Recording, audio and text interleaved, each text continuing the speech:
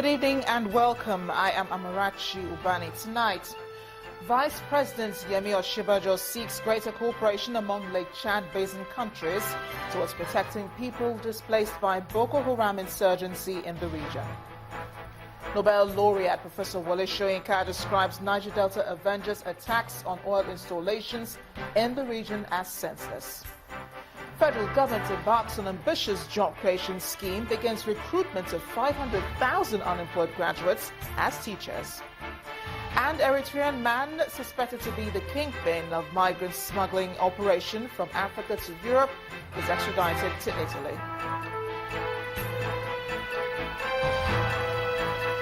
And on Business News tonight, oil prices surge to new high as militants attack Chevron's oil well in Delta State. And in sports news, the sporting world paid tribute to late football icon Stephen Keshi, who died today in Benin City, the Edo State capital.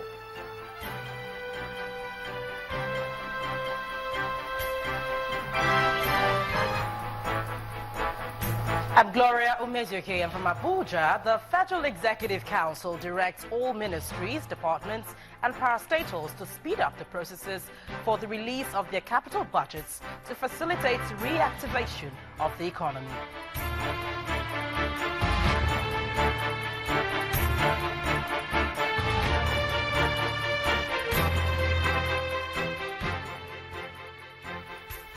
The Vice President, Professor Yemi Osinbajo, today asked countries within the Lake Chad Basin to ensure the protection of people displaced by the Boko Haram insurgency. At the Regional Protection Dialogue in Abuja, the United Nations humanitarian agencies noted that the challenges within the Lake Chad Basin have gone beyond the need for food and shelter to include long-term socio-economic concerns.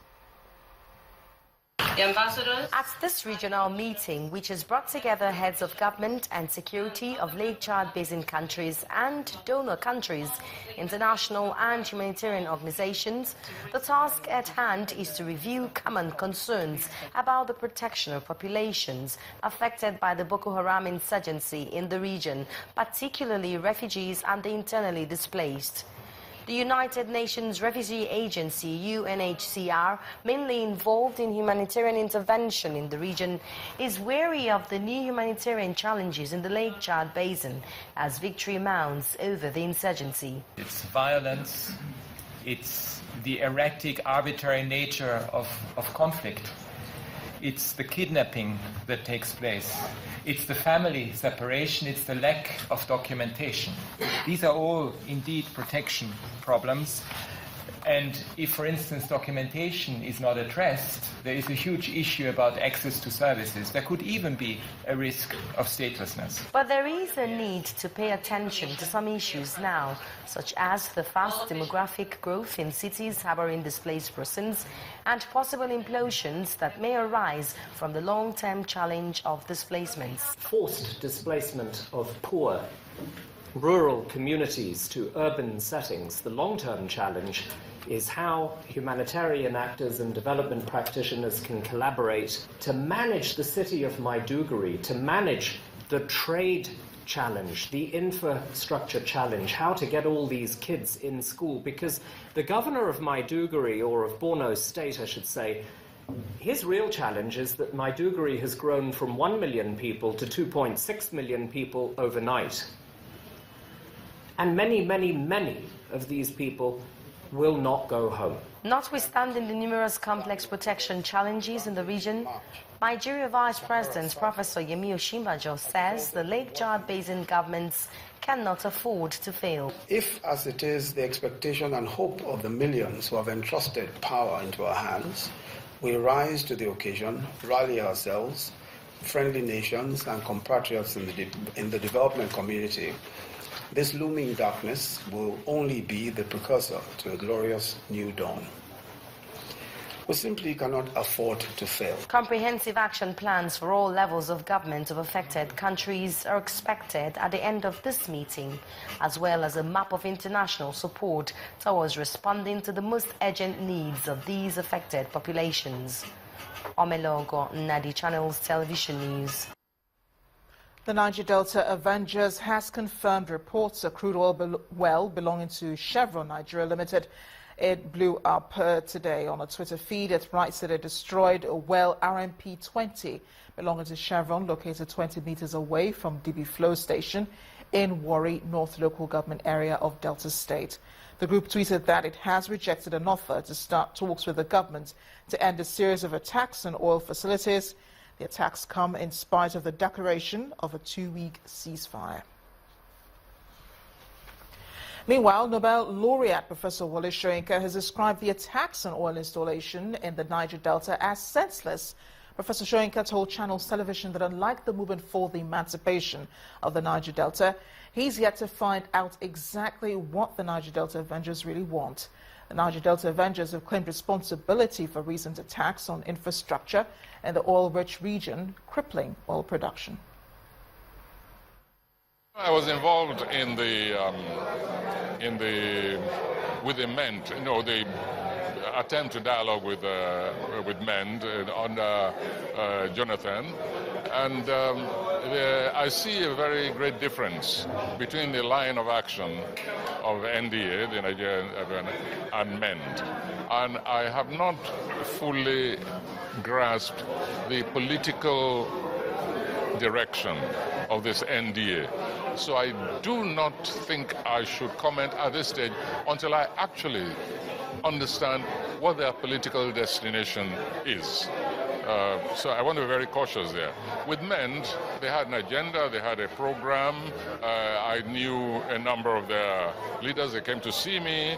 I talked to them, and I realized that they were ready for dialogue. And that's how I became a quote-unquote observer in the process. And we had meetings at Aso Rock.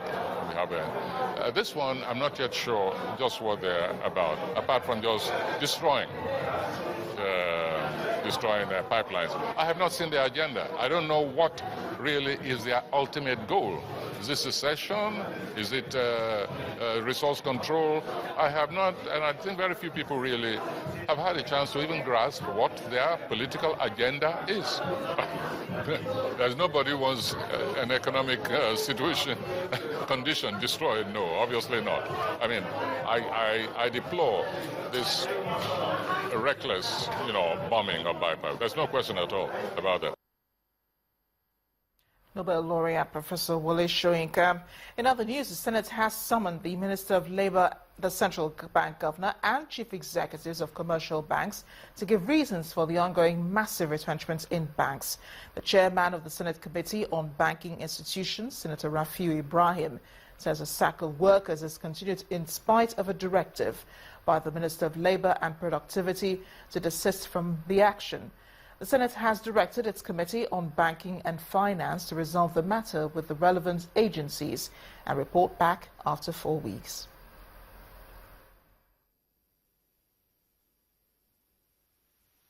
Banking being a very, very sensitive industry, that any misguided statement or a statement that can have a throwback on the industry, it can create a run on the banks. So it's a simple thing without any prejudice to the position of the minister.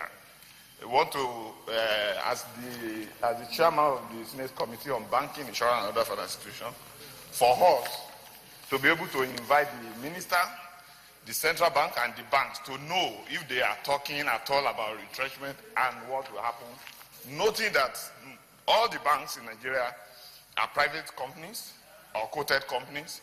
So we want to know the basis of the directive and now the basis of the threat. I so submit, Mr. President.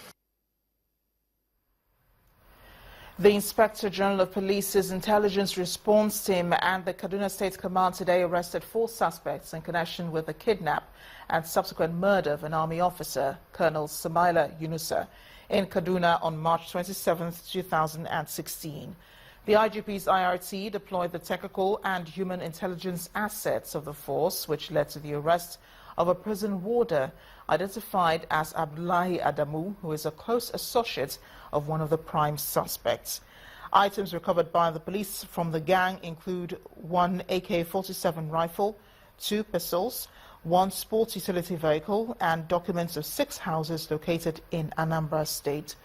One of the suspects, an alleged leader of the gang, Emeka Okeke, confessed the items seized are proceeds of previous criminal activities. Meanwhile, the Inspector General of Police, Mr. Solomon Arase, advised citizens to continue to support the police with relevant information. Meanwhile, the Economic Community of West African States, ECOWAS, court has fined Nigeria $3.3 million for the September 2013 killing of 8 citizens at Apo district in Abuja. The regional court ordered the country to pay a compensatory damage of $200,000 to each of the family of the deceased citizens and $150,000 to each of those wounded. The incident occurred as our combined team of soldiers and operatives of the Department of State Services carried out a raid on an uncompleted building in Apo. The victims, whom the DSS had claimed were insurgents, were later found to be commercial motorcycle operators who were taking refuge in the building. A non-governmental organization, the Incorporated Trustees of Fiscal and Civil Rights Enlightenment Foundation, had on behalf of the deceased taken Nigeria, the Army and the DSS to the regional court to challenge the legality of the killings. In the judgment of the court delivered by Justice Friday Chijioke Nwoke, Nigeria was found liable of brutal killing of defenseless citizens contrary to the provisions of the local and international law on the fundamental rights of citizens to life.